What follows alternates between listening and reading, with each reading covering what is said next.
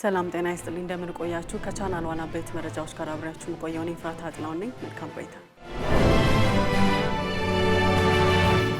በኢትዮጵያ 83 በመቶ የማህበረሰብ ክፍል ምግቡን የሚያበስለው በባህላዊ መንገድ ነው ተባለ ጭስ አልባ ምድጃዎችን የሚጠቀሙ 10 በመቶ ያህል ብቻ ናቸው በተለይም ከአምስት ሴቶች አራቱ በከሰል በኩበትና ሌሎች ባህላዊ መንገዶች እንደሚጠቀሙ የሚገልጸው የውሃና ኢነርጂ ሚኒስቴር መረጃ ያሳያል አጠቃቀሙ በርካቶችን ለከፍተኛ ጉዳት ሞት እንዲሁም ለአየር ንብረት ብክለት እየዳረገ ይገኛል ይላል የአፍሪካ ሀገራት የብዝሃ ህይወት ጥበቃና እንክብካቤ እንደ ልማት አጀንዳ በመያዝ መስራት እንደሚገባቸው የአፍሪካ ህብረት ግብርና ገጠር ልማት የአረንጓዴ ኢኮኖሚና ዘላቂ ከባቢ አየር ኮሚሽነር ሞሰስ ቪላቲካ ገለጹ የመጀመሪያው የአፍሪካ የብዝሃ ህይወት ጉባኤ በቦትስዋና ጋቦሮኒ ከጥቅምት 23 ቀን 2018 ዓ.ም ጀምሮ በመካሄድ ላይ ነው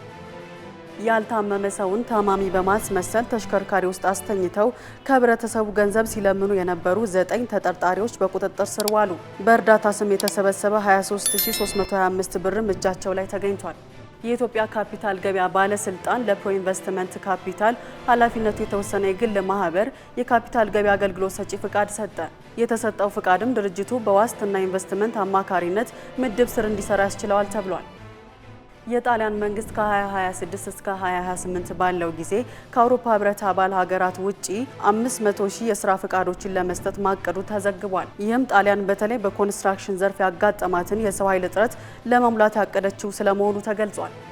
ማልዲቭስ ከትውልድ ወደ ትውልድ የሚተላለፍ ማጨስን የሚከለክል ህግ በማውጣት የመጀመሪያውና ብቸኛ ሀገር ሆናለች። ከ2007 በኋላ የተወለደ ማንኛውም ሰው ትንባሆ ከገዛ ወይም ካጨሰ ህገወጥ ድርጊት ነው ተብሏል።